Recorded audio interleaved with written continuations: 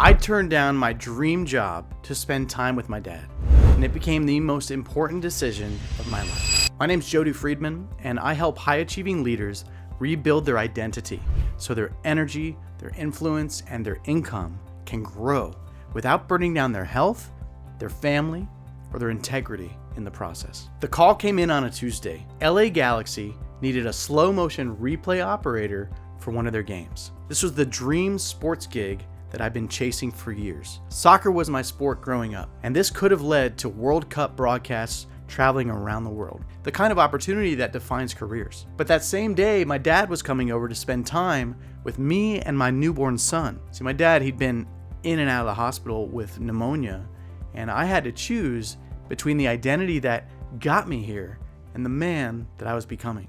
That's when my dream job stopped feeling like a dream and started to feel like a test. I've been freelancing as a slow motion replay operator for years: boxing, surfing, basketball, baseball.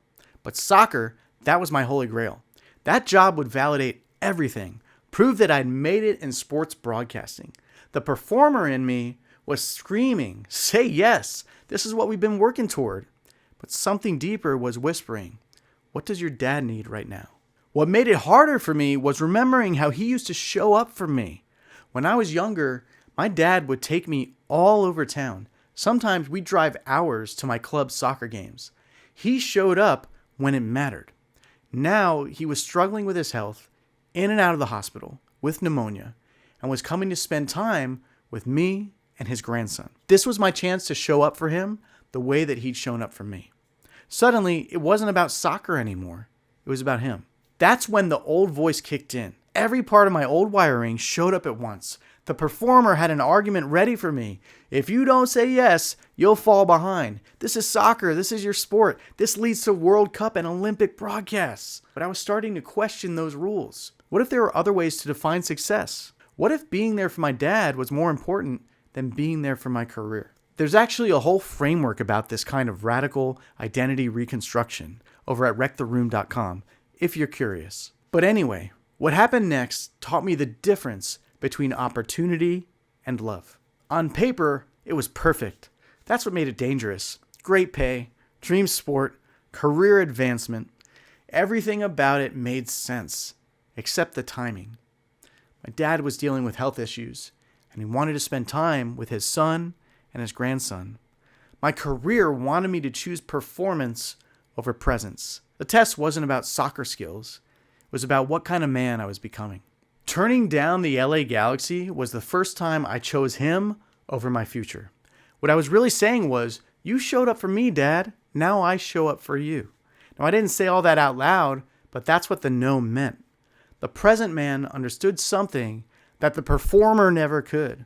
Love is about being there, not getting ahead. I've never once wished that I'd taken that job. I would have regretted missing that afternoon forever. My father holding his grandson, 3 generations together in my living room. Now that memory is worth more than any sports broadcast. Careers end. Moments like that become who you are. And here's the part that surprised me. The regret never showed up. The thing that I thought I'd miss, I didn't.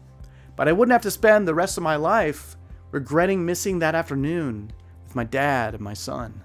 See, when someone you love is struggling and they want to spend time with you, that's not an interruption to your success. That's the point of your success. If you're facing a choice between opportunity and love, between what looks good for your career and what's good for your soul, between the identity that got you here and the person that you're becoming, remember this: you'll never regret choosing presence over performance when someone you love needs you. The question isn't whether you can afford to say no to opportunities. The question is, can you afford to say no to love?